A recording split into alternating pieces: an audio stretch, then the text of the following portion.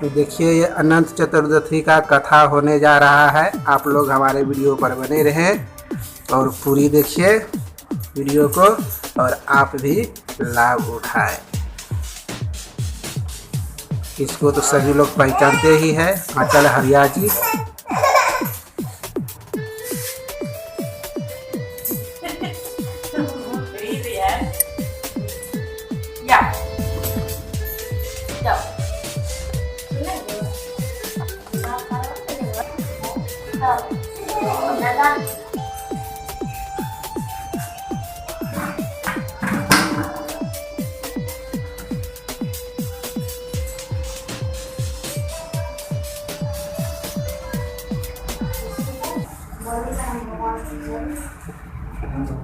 श्री अनंत कथा। सूत जी ने सौनक आदि ऋषियों से कहा, पूर्व समय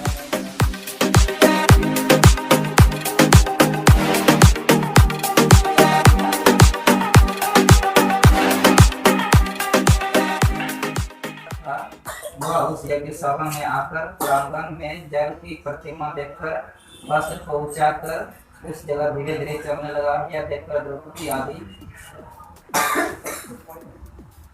स्त्रियां हंसने लगी और दुर्योधन आगे जल को भूमि जानकर उसमें गिर गया।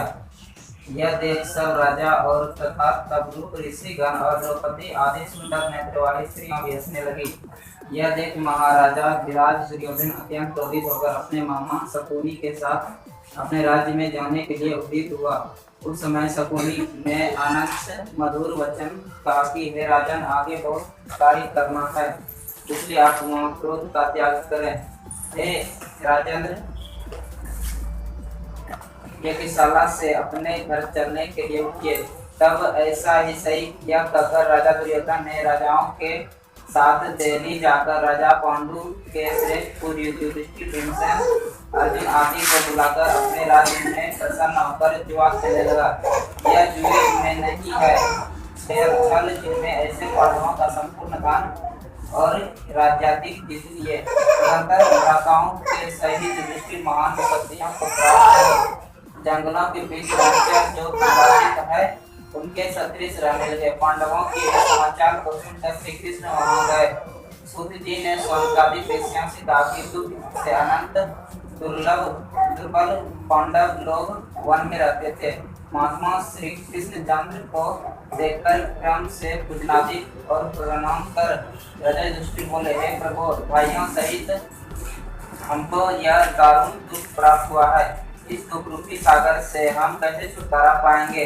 सो कहिए, हम कौन से उत्तम देवता का पूजन करें अथवा कौन सा व्रत करें जिससे हमको राज्य मिले? हमारा हित तो आप ही की कृपा से होगा। ऐसा सुनकर श्री कृष्ण भगवान बोले, हे युधिष्ठिर, पुरुषों और स्त्रियों के समस्त पापों को नष्ट करने वाला अनंत उत्तम एक अनंत नामक व्रत है, जो भाद्रपद मास के शुक्ल पक्ष की चतुर्दशी तिथि को होती है। उस व्रत के अनुष्ठान मात्र को से संपूर्ण पापों का नाश हो जाता है। ऐसा सुनकर राजा युधिष्ठिर ने कहा कि हे वासुदेव, आपने जो अनंत व्रत कहा सो क्या शेषनाग का अथवा अनंत नाग नाम से नक्षत्र का व्रत है या अनंत पर ब्रह्मा का यह व्रत है? हे केशव, यह अनंत किस देवता का नाम है? सो सत्य सत्य कहिए। ऐसा सुनकर श्री कृष्ण भगवान बोले, हे धर्मराज, अनंत हमारा ही नाम है, इससे हमारा स्वरूप जानो। सूर्य आदि जितने देवता हैं और कालातीत जो कहे जाते हैं सब हमको ही जानो। और कला, काष्ठा, मुहूर्त आदि दिन रात्रि तथा यह सब जितने शरीरवान प्राणी हैं तथा पक्ष, मास, ऋतु, वर्ष, युग और कलादि की व्यवस्था सब मुझी को जानो। यह जो मैंने कलादि कहा है वह इस अनंत नाम से प्रसिद्ध है। वही मैं भूमि का भार अर्थ करने के लिए इस समय कृष्ण नाम से अवतरित हूँ। दानवों का नाश तथा साधु पुरुषों की रक्षा के निमित्त मुझे वसुदेव के कुल में भी उत्पन्न जानो। आदि अंत मध्य इसका नहीं है।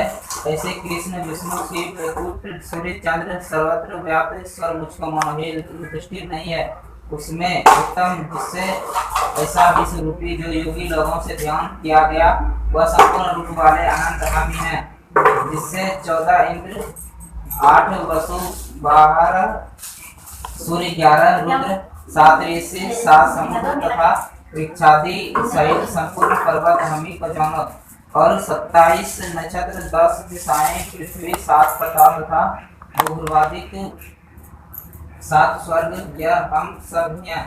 इस विषय में कुछ भी संदेह ना करो।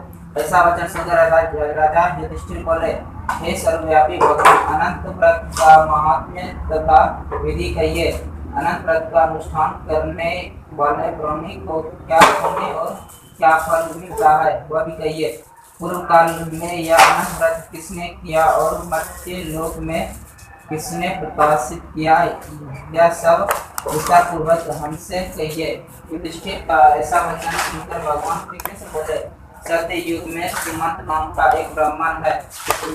उसने वशिष्ठ गोत्र में उत्पन्न सुंदर दीक्षा नाम की विभु ऋषि की कन्या के साथ वेदोक्त विधि से विवाह किया। हे राजा, दीक्षा नाम की स्त्री से समय पाकर अनेक सुंदर लक्षणों से युक्त का एक कन्या उत्पन्न हुई। वह शीला नाम की अत्यंत सुशीला कन्या पिता के घर बैठने लगी। उसकी पवित्रता माता काजवर के दाएं से दुखी हो और नदी के जल में प्राण त्याग कर स्वर्ग को चली गई। तदंतर उस सुमंतु नामक ब्राह्मण ने धर्म नाम की एक सुशीला नाम की कन्या से विधि विधान को विवाह किया। वह स्त्री नाम के ही सदृश दुष्ट स्वभाव, कर्कश वचन बोलने वाली और बड़ी प्रचंड थी। वह शीला नाम की कन्या पिता के घर गृह कार्य करने में बड़ी चतुर थी। वह आंगन बाहर दरवाजे के ऊपर और देहरी के ऊपर स्वस्तिक, शंख, कमल के नीचे सफेद और काले अनेक प्रकार के चिन्हों को लिखकर देखा करती थी। इसके अनंतर इसी तरह बहुत दिन बीतने पर कुमारावस्था में प्राप्त वह शीला पिता के घर में बड़ी मंगल देने वाली भी। उसको देखकर पिता सोचने लगी कि हम यह कन्या पृथ्वी के किस संपूर्ण वर्ग को दें। ऐसा विचार कर वे दुखी हुए। उसी समय वेद वेदांग जानने वाले कौंडिन्य नाम के मुनि कन्या के लिए आए। वे बोले कि तुम्हारी गुणयुक्ता कन्या से मैं विवाह करना चाहता हूँ।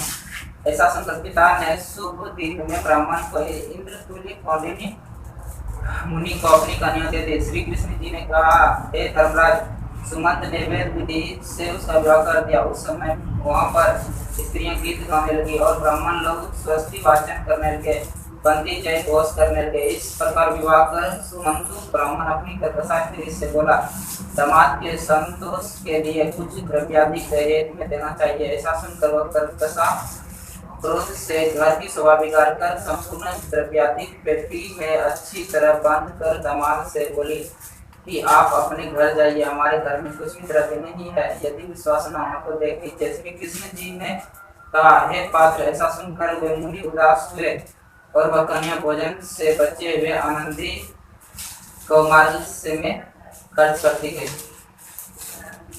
कौंडिन्य मुनि भी उस समय सुमंत की कन्या शीला को बैलगाड़ी पर बैठाकर सने सने चलने लगे। जाते जाते पुण्यदायक यमुना नदी को देखकर उसके किनारे रथ कराकर शिष्यों को नियुक्त कर स्नान संध्यादि करने लगे।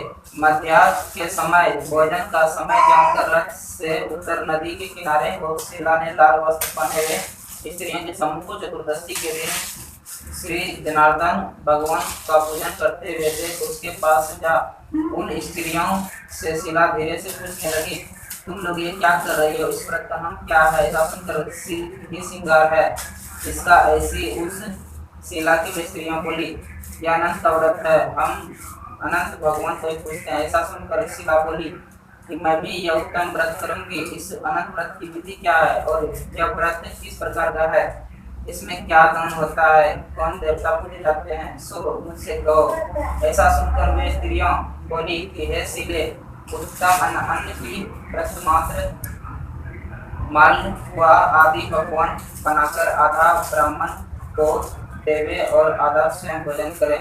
फिर कृतज्ञता न करते हुए शक्ति के अनुसार दक्षिणा देवे और यह व्रत नदी के तौर पर करे और भगवान हरि की कथा सुने।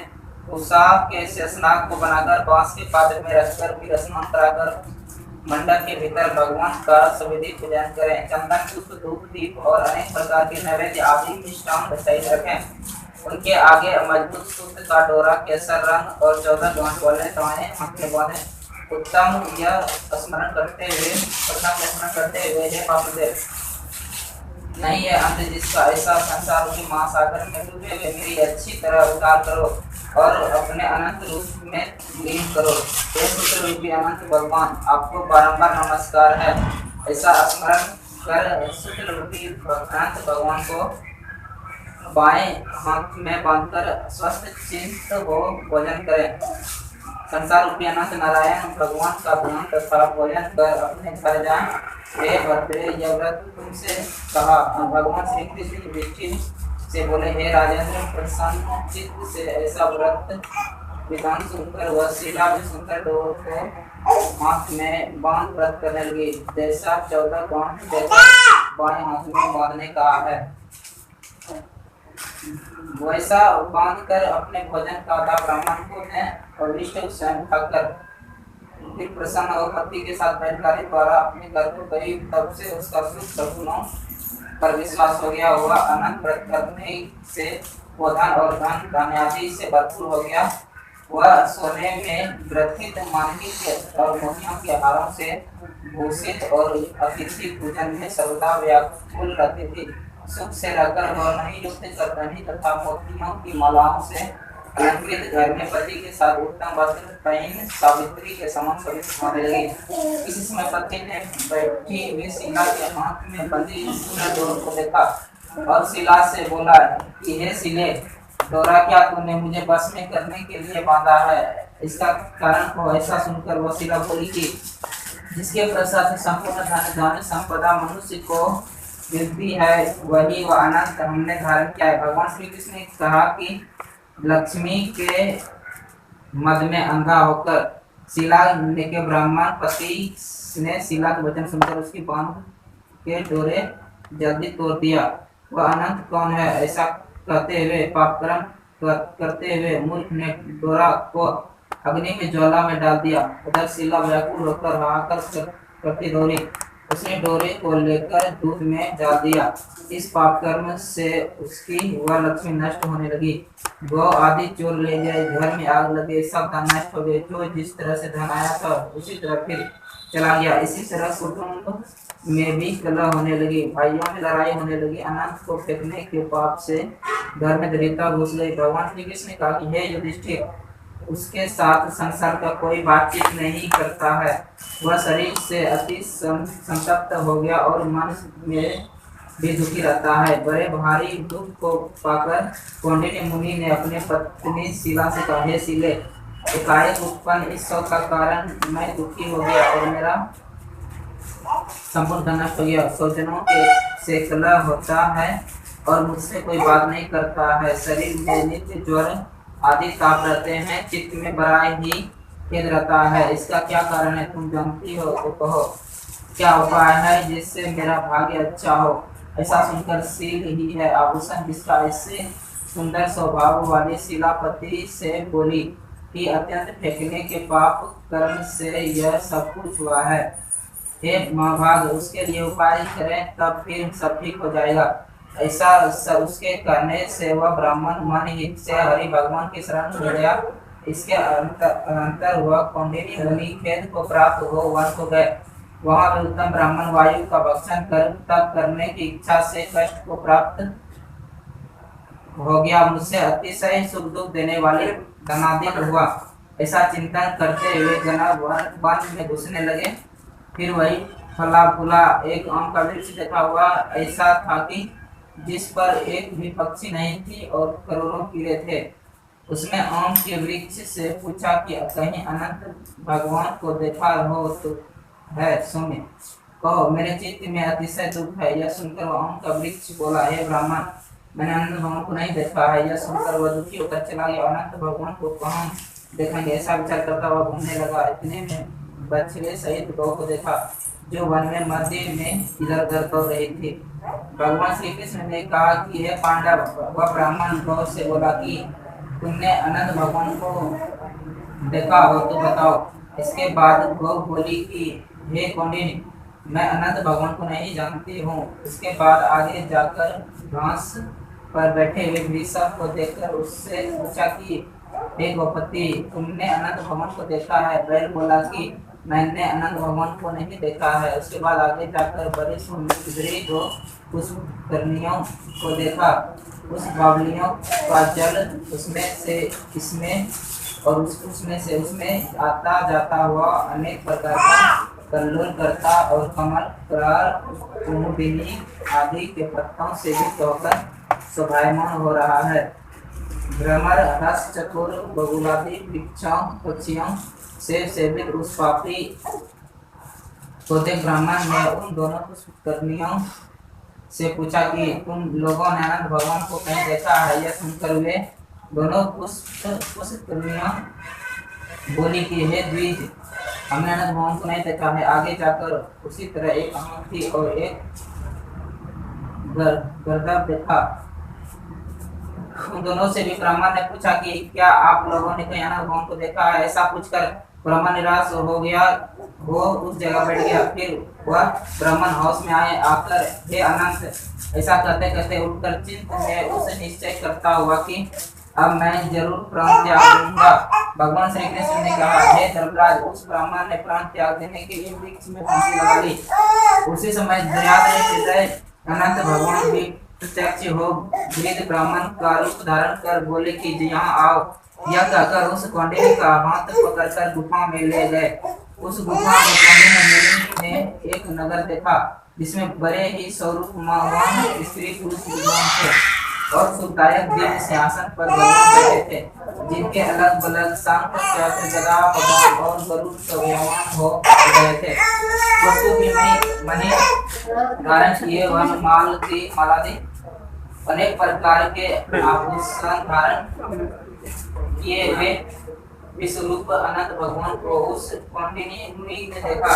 अतिशय प्रकाशमान स्वरूप वाले भगवान को देखकर उनके आगे स्वर में बोला कि हे प्रभु, आपकी जय हो। ऐसा कहकर तथा प्रणाम कर बोला, हे नाम हे पुण्डरीकाक्ष, हम पाप कर्म करने वाले हमारे है। हम पाप ही से उत्पन्न है, रक्षा करें। आप मेरे संपूर्ण पापों को हरने वाले हैं। उस मुनि का वचन सुनकर अनंत देव भी बड़े कोमल वचन से बोले, हे विपेंद्र, मत डरो, तुम्हारे मन में कहो। ऐसा सुनकर कौंडिन्य ऋषि बोले, हे प्रभु, मैंने धन से उत्तम हो अनंत का डोरा तोड़ दिया। उस पाप कर्म से मेरा धन नष्ट हो गया। घर में अपने कुटुंबियों से कलह होता है, जिस कारण उसे कोई भी नहीं बोलता। इस तरह दुखी हो आपके दर्शन की इच्छा कर मैं वनों में भटक रहा हूँ। हे देवेंद्र, आपने कृपा कर अपना दर्शन दिया। अब मुझ पर दया करके मुझे पाप की शांति का उपाय कहिए। श्री कृष्ण महाराज बोले, हे युधिष्ठिर, भक्ति से प्रसन्न हो देवता क्या नहीं देते।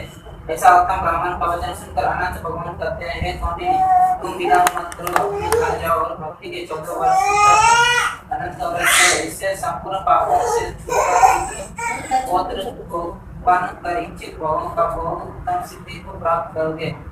अंत में मेरा स्मरण कर मुझको बिना संदेह प्राप्त कर सकोगे। हम संपूर्ण लोगों के कल्याण के लिए तुमको वरदान देते हैं। यह सीता का अनंत व्रताधिक श्रेष्ठ आख्यान और कल्याण करने वाला अनंत व्रत जो ब्राह्मणी सुनकर क्या करेंगे, वे शीघ्र पापों से छूटकर परम गति को प्राप्त होंगे। अनंत देव ने कहा कि हे ब्राह्मण, मेरे पास जिस मार्ग से तुम यहाँ आए हो उसी मार्ग से जल्दी से घर जाओ। ऐसा सुनकर कौंडिन्य मुनि बोले, हे स्वामी, मैं जो पूछता हूँ सो बताइए। जंगल में घूमते घूमते मैंने कुछ कौशिक देखा। हे जगत गुरु, वह कहे वह आम का वृक्ष कौन था, वह गाँव कौन थी, वह वृषभ कौन था, और कमल उद्गार से सुशोभित परम सुंदर बड़े जंगल में मैंने पुष्करणियां देखी है।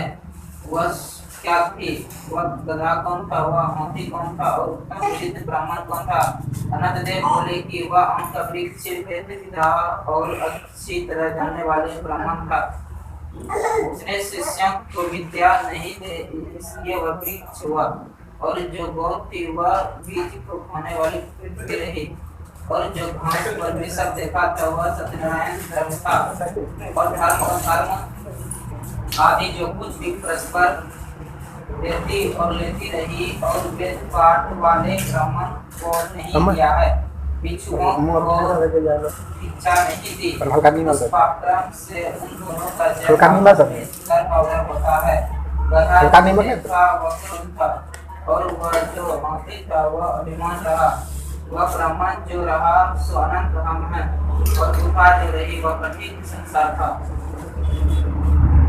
अनंत देव ऐसा बताकर उसी जगह अंत धारण हो गए।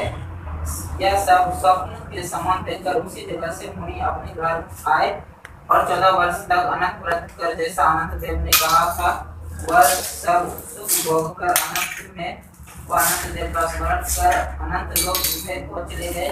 हे राजश्री, तुम भी यह कथा सुनो और व्रत करो। इस प्रकार ब्रह्मा को 14 वर्ष का फल प्राप्त हुआ।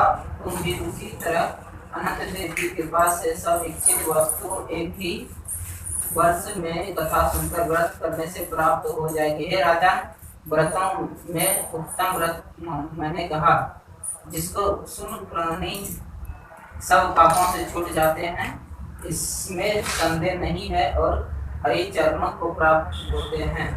हे कुरुकुल में उत्पन्न युधिष्ठिर, जो शुद्ध विचार वाले प्राणी संसार रूपी दुखों में सुख से फिरने की इच्छा करते हैं, वे तीनों लोकों के स्वामी अनंत देव का पूजन कर डोरे को दाहिने हाथ में पा देते हैं। इस प्रकार पंडित श्री देवनारायण पाठक की भाषा अनंत व्रत का समाप्त हुआ।